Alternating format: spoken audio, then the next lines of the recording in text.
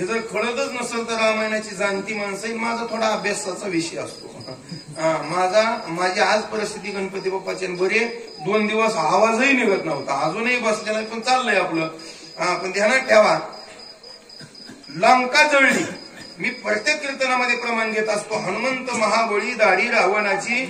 मग काय नव्हतं का दाढी सोडून? पण रावणाची दाढीच अहंकाराची होती, वासनेची होती. दाढी छत्रपती शिवाजी महाराजांची नव्हती, रावणाची होती. ऐका, हा विषय आपला नाही. मग का जाळली? तर त्याला अहंकार झाला होता, माझंच सगळं आहे. 7 कोटी घरं जर सोन्याची म्हणलं तर 7 चोक 28 कोटी घराच्या भिंती सोन्याच्या आणि 22 क्विंटल सोनं दरवाजाला अडकवलेलं. मला वाटतं माकडाच्या ऐवजी रामाने माणसं नेली असती तर टरकाच भरून आणले असते, जसे त्या फरशी आणतात का ना तिकडून तसं. म्हणून तर म्हणले माणसा परीस माकडं.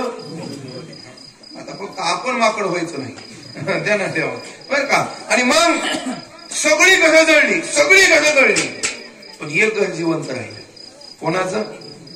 विभीषणाचं. मग बरेच रामायणाचार्य सांगतात, विभीषणाचं घर जळलं ना याचं कारण त्याच्या दारात तुळस होती. त्याची ताकद तर हाईच. वैकुंठावनी आली धन्य ती तुळशी माऊली. ती हितली नाही माऊली, ती वैकुंठाची माऊली आहे. मग तिच्यामुळं घर जळलं नाही.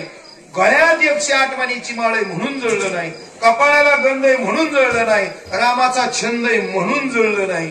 ऐका, आज मन स्वच्छ नसेल तर माळकऱ्याची घरं जळतात, कीर्तनकाराची जळतात, आज सगळ्यांची जळतात, भजन करणाराची जळतात. पण जळायचंच नसेल तर दुसऱ्याच्या आगीत किलवतलं नाही पाहिजे. लंका पेटवायला सगळ्या विठाला माणसाला बिनपोळी मधल्या मुखी बायको मिळते. तसं मला वाटतं, मी एक तुकोबा संताचं प्रमाण गेलंय, मुका झालो वाचा हरी भक्ताची स्तुती नाही केली. जर आपण संप्रदायाला सहकार्य करण्याची लोकांची स्तुती नाहीच केली तर आपल्याला सुद्धा पुढच्या जन्मात मुख्याच्या जन्माला जावं लागते. म्हणून आपलं लाल गोळसोर करायचं, कीर्तन घडू नाही तर नाही घडू.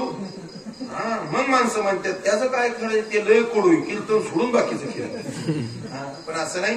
आपण थोडक्या वेळामध्ये, वेळ कमी, अर्ध्या तासामध्ये गोड श्रवण सिस्टीम आहे, गोड असं वैभव आहे. आणि ह्या गणपती बाप्पाचं मंदिर आपण बांधलं ही मोठी भाग्याची गोष्ट आहे.